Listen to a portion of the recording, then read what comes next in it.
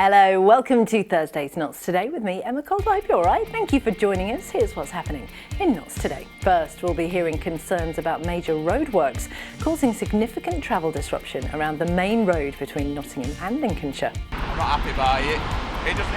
Your days are just ruined by it. Absolutely ruined. So, yeah, not good. Not enjoying life today. We'll have more on that in just a moment. Plus, we'll be hearing how you can get a flavour of Japan with a series of events and workshops coming to Nottingham next month. The event will take over Nottingham Arts Theatre in mid-July with a blend of traditional Japanese instruments, contemporary sounds and authentic snacks and stalls too. Sounds fabulous, doesn't it? We'll delve into that just a little later on. Plus, we'll be hearing about a new opportunity for young people with a passion for leadership, diversity and social impact alongside Knott's Fire and Rescue Service. Inspiring Star Award is all about finding fresh talent. It gives and provides the winner with a unique opportunity to join the Nottinghamshire Fire and Rescue Service on an internship basis.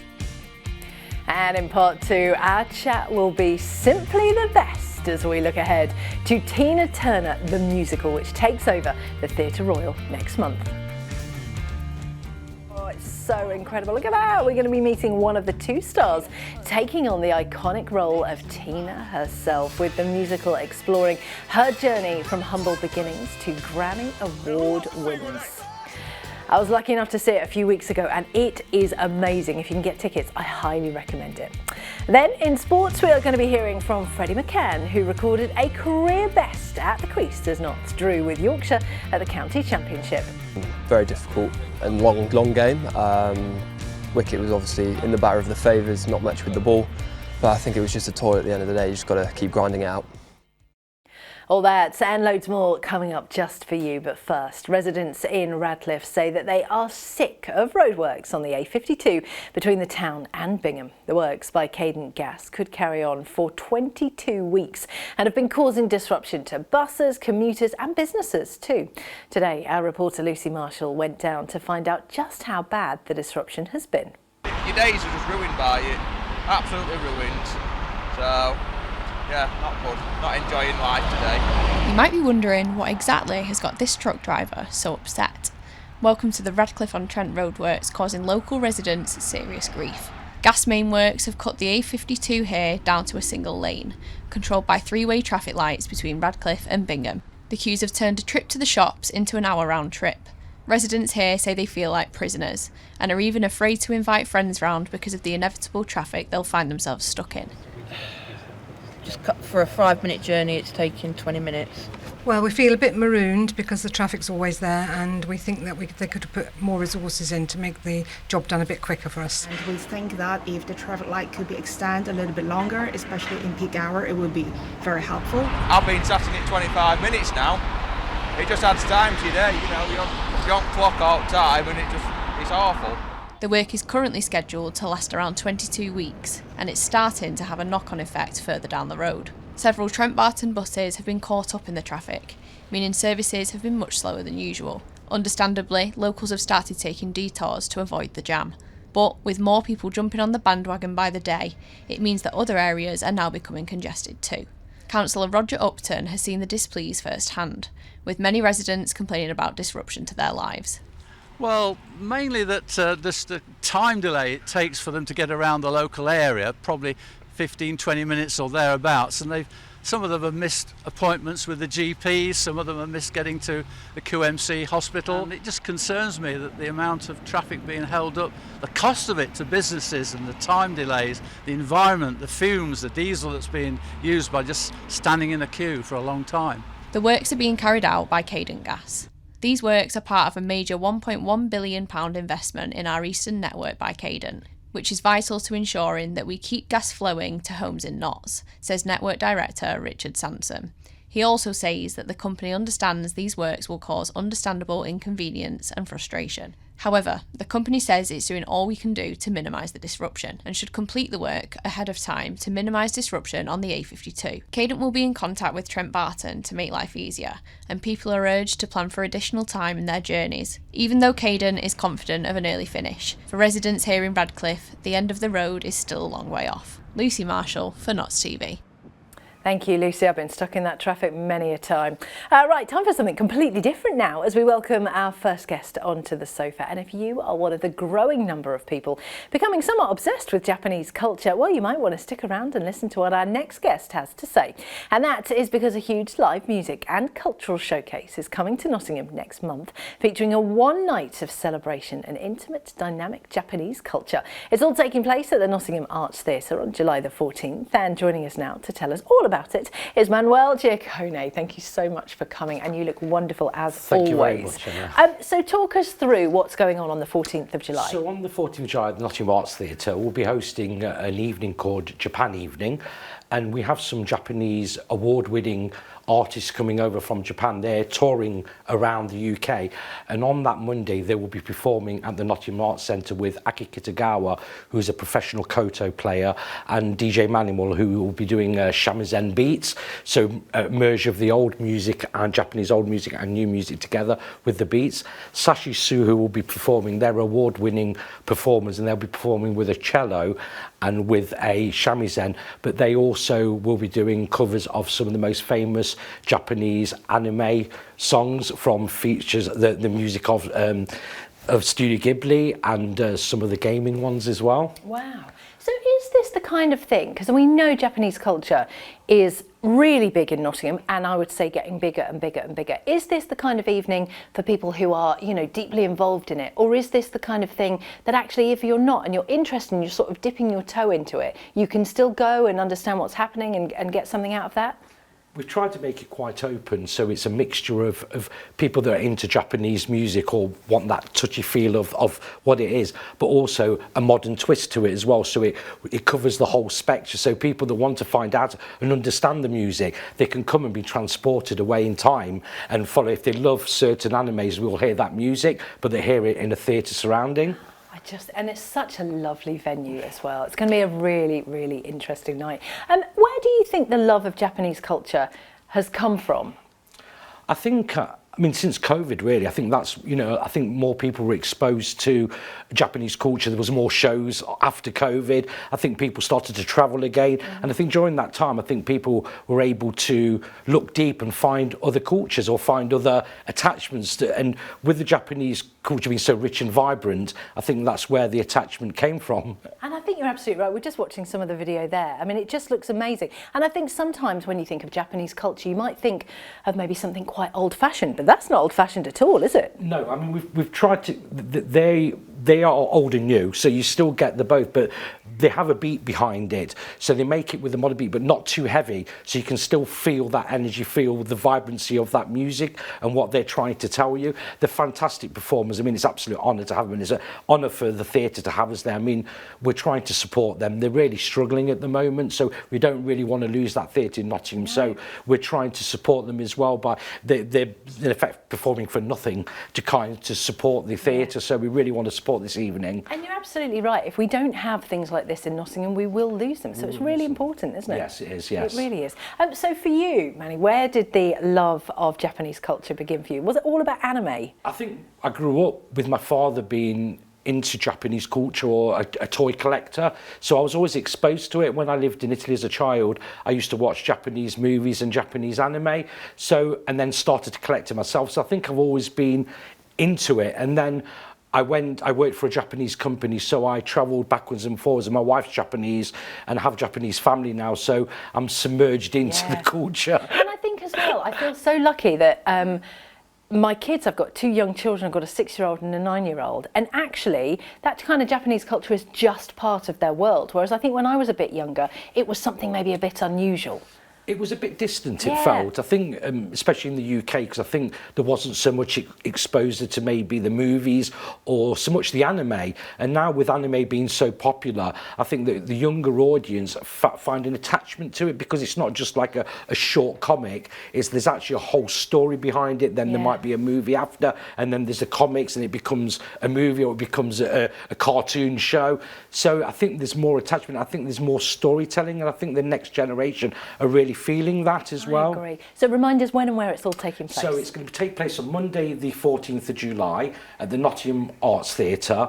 The prices, you can buy tickets online, just search the website, and there is discounted tickets for senior citizens and students and children as well. Amazing. It sounds incredible. Thank you so much for coming so in much and for telling having us. me on the show. Thank you. You are welcome. All right, it's time for some other Notts News headlines now. First, and commissioners monitoring Nottingham City Council say they're concerned about a £15 million black hole in special educational needs services. The government officials say they are very anxious about the gap in funding for children with special educational needs, which they say could tip the council into an overall deficit. However, they say the problem isn't so severe that it could lead to bankruptcy, with the issues stemming from growing costs for alternative provisions, rising self-harm and anxiety, and higher autism diagnosis. Next, and the family of a cyclist who was fatally injured in a crash with a car have paid tribute to a cherished father with an infectious laugh. 37-year-old James Interest sustained fatal injuries on the evening of May the 29th this year when he was involved in a collision with a car on Chesterfield Road North in Plesley near Mansfield. He died 2 weeks later in hospital, and his family say Jamie was a loving, lovable man who would always find positive things to say about people. A 25-year-old woman arrested at the scene has been bailed whilst investigations continue. Right, it's time for a short break now, but when we get back, we are going to be hearing what love's got to do with it when we preview the Tina Turner musical coming to Nottingham next month. Plus, we've got your Stags and County fixtures in your sport and reaction to a draw in the cricket too. All that and more on the way next.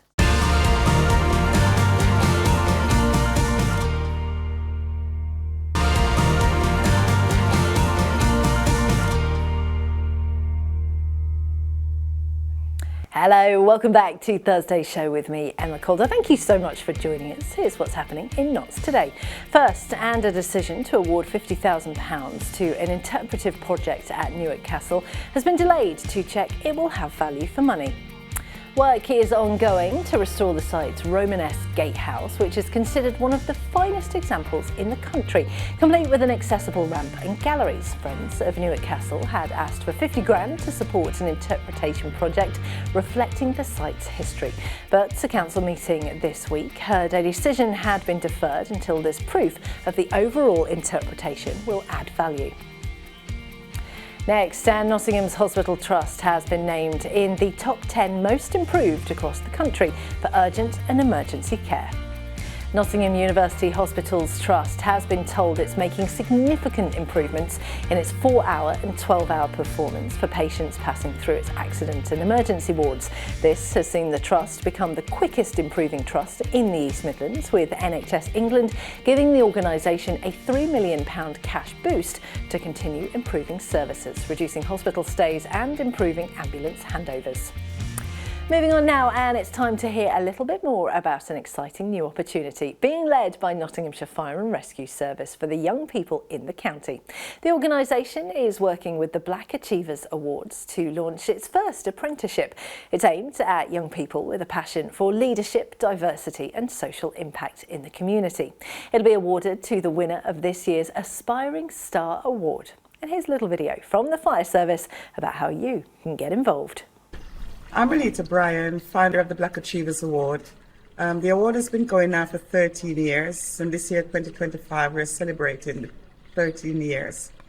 We've got some fantastic categories, one of which is the Aspiring Star, which has been sponsored by the Fire Service.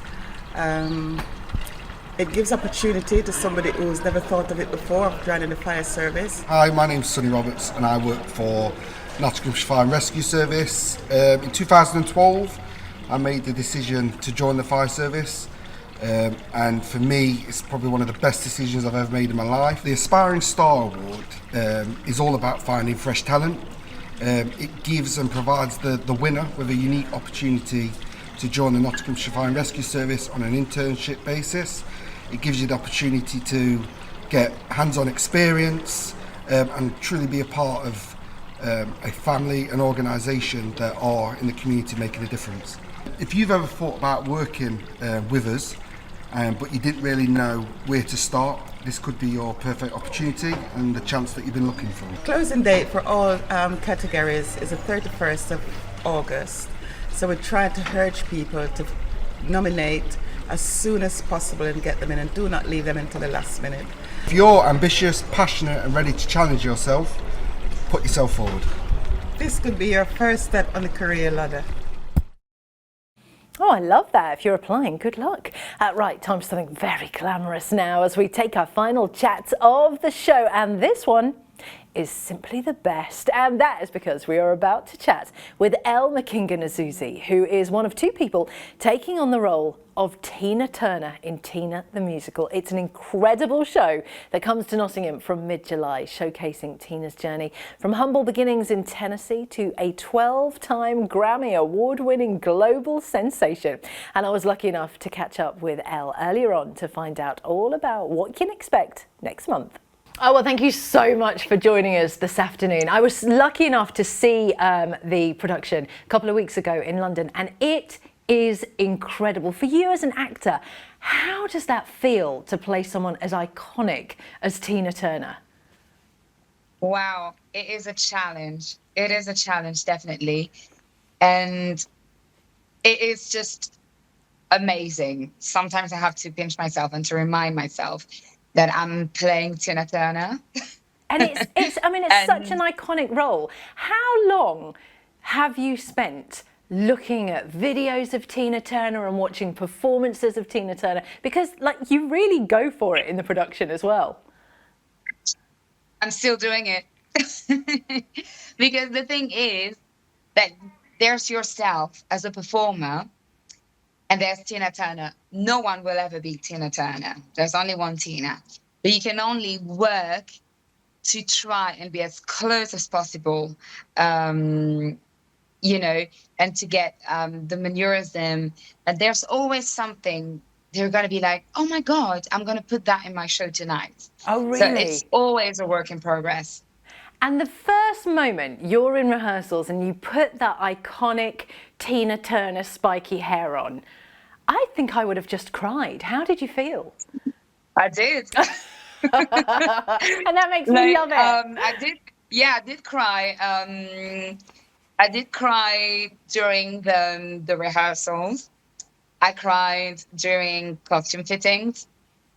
I cried before my dress rehearsal, before opening nights. It's just something that it's hard to explain, because obviously the show as well is very demanding. And you know that people are coming because they want to see Tina, and you're touching and something that is part of every person in the audience, because everyone's going to have a memory on a song. It's core memory for everybody, and we're carrying a legacy. So there is something that, when I've been cast for the part, I was like, can I feel those shoes? And you wear these shoes, you wear this iconic wig, and there's a moment as well that is called in the show the coronation moment, and it's the moment when Gigi, my grandma, puts the wig on my head, and there she is. She becomes Tina Turner, and it's really, really emotional, because she really is an icon in the pure sense of the word. She marked several generations in the music industry. With generations, she inspired female singers.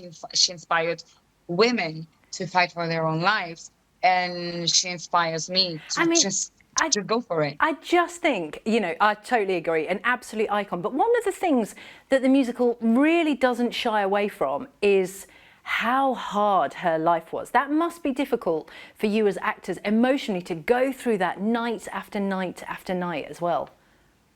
Oh yeah, you're gonna have to put some boundaries in there, because obviously in the rehearsal process, I had to tap into what I could give in terms of passion and of emotion. So there's this balance to find that you find eventually in rehearsals, the kind of healthy place that I call between tapping into pushing the button, but staying sane. Yeah, absolutely. Because this is very hard. Yeah, and Oh, every I'm going to time have to after stop the show, because the time is running out. But what I will Yeah, say, absolutely. as well as the hard storyline, it is honestly one of the most joyful things I have ever seen. So we are so excited for you to come to Nottingham, Absolutely. performing at the Theatre Royal from the 15th of July all the way through until the 2nd of August. Elle, thank you so much for talking to us, and we cannot wait to see you performing. Thank you so much. We're so excited for Nottingham. Mwah. Oh, it's an incredible show. If you can get to see it, I recommend you do so. Time for your sport now, and we are starting with cricket after Notts drew with Yorkshire in their county championship clash at Trent Bridge. The match saw Freddie McCann claim a career-best figure of 3 wickets from 53 balls before Ben Slater struck his 6th consecutive half-century as the match ended in a draw on Wednesday. The results ensured Notts remained 2 points clear at the top of Division 1, and speaking afterwards, McCann said it was great to find some good form as he looks to add bowling to his skill set. Very difficult and long game.